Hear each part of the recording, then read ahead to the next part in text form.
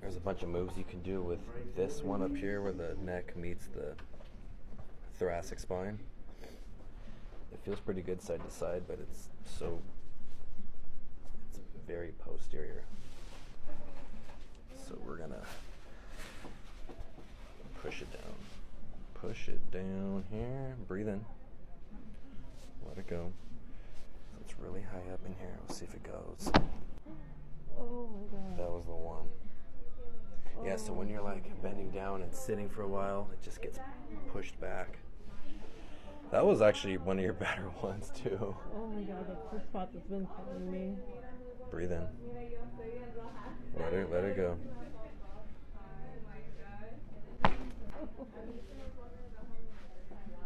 This one's a little more difficult down here. You have to get a more of a angle. So breathe in again. Let it go. Kind of lift your head a little bit. There it goes. Yeah.